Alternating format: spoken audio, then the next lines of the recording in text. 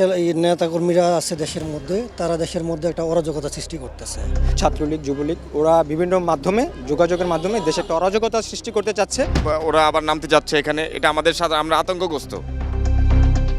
হাসিনা পালিয়ে গেছেন ৫ই আগস্ট। পালানোর প্রায় ১ বছরের মাথায় তাণ্ডব চালাতে চায় হাসিনার নেতাকর্মীরা।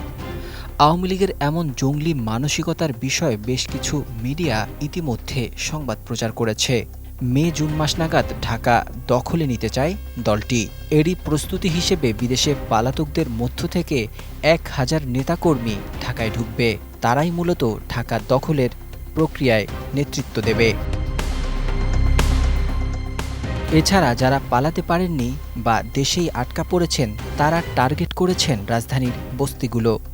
এসব বস্তিতে নানা পেশার আড়ালে ছদ্মবেশে বসবাস করছেন আওয়ামী লীগের নেতাকর্মীরা। ছদ্মবেশে থাকা এসব নেতাকর্মীরা বস্তিতে বসবাস করেই ঢাকা দখলের টার্গেট করে দলীয় সিদ্ধান্ত বাস্তবায়ন করতে চায়। সংশ্লিষ্টরা জানান, ইতিমধ্যে বস্তিতে আশ্রয় নেয়া নেতাকর্মীরা টার্গেট করে নৈরাজ্য চালিয়ে যাচ্ছে এবং সামনের দিনগুলোতে আরও বেশি নৈরাজ্য সৃষ্টি করতে চায়। ইতিমধ্যে দলটির রাজধানীসহ সারা দেশে একাধিক স্থানে ঝটিকা মিছিল করেছে। মিছিলের ছবি ও ভিডিও সামাজিক যোগাযোগ মাধ্যমে শেয়ার করে শক্তি জানান দিচ্ছে।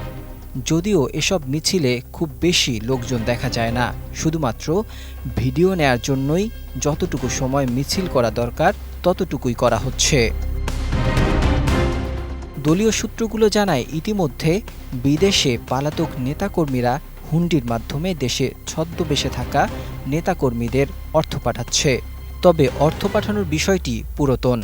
নাম প্রকাশে অনিচ্ছুক এক ছিনতাইকারী ২১ টেলিভিশনকে বলেন, যখন ছিনতাই বেড়ে গেল তখন তাদেরকে কিছু আওয়ামী লীগের নেতা টাকা দিয়ে চুরি ছিনতাই করতে বলেন। তারাও অভাবের তাড়নায় সেই টাকা নিয়ে চুরি ছিনতাই করেন। আওয়ামী লীগের নেতাকর্মীদের ঢাকা দখলের টার্গেটে সহায়তা করছে প্রতিবেশী ভারতের বিজেপি সরকার, গোয়েন্দা সংস্থা ও গদি মিডিয়া। ইতিমধ্যে আইনশৃঙ্খলা রক্ষাকারী বাহিনী ঢাকার বস্তিগুলোতে বিশেষ নজরদারি বাড়িয়েছে। অন্যদিকে ভারতে প্রতিনিয়ত সংখ্যালঘু নির্যাতন হলেও নীরব থাকছে ভারত সরকার। এর বাইরে ঢাকাসহ সারা দেশে নাশকতার পায়তারার সঙ্গে জড়িত ভারতীয় গোয়েন্দা সংস্থা র। আত্মগোপনে থাকা আওয়ামী লীগের নেতাকর্মীদের দিয়ে তারা ধারাবাহিকভাবে নাশকতা করে আসছে। গত সোমবার রাতে ধানমন্ডি ৩২ নম্বর নামে আওয়ামী লীগের একটি টেলিগ্রাম গ্রুপে একটি ভার্চুয়াল সভায় বিজেপির পশ্চিমবঙ্গের আন্তর্জাতিক সম্পর্ক বিভাগের ভরদাজ মুখার্জি দলটির নেতাকর্মীদের বিভিন্ন দিক নির্দেশনা দেন। ভার্চুয়াল সভায় প্রধান অতিথি হিসেবে বক্তব্য রাখেন সাবেক প্রধানমন্ত্রী স্বৈরাচার শেখ হাসিনা। গ্রুপটিতে আলোচনায় বিজেপির নেতা কোনো রাখঢাক না রেখেই প্রকাশ্যে তাদের সংগঠন আওয়ামী লীগের পক্ষে কথা বলেন। সভার স্ক্রিনশট দিয়ে সোশ্যাল মিডিয়ায় আলোচনা হচ্ছে যে বিজেপি এবং আরএসএসের বাংলাদেশ শাখা হল আওয়ামী লীগ। এটা স্পষ্ট স্বাধীনতা ও সার্বভৌমত্বের জন্য হুমকি।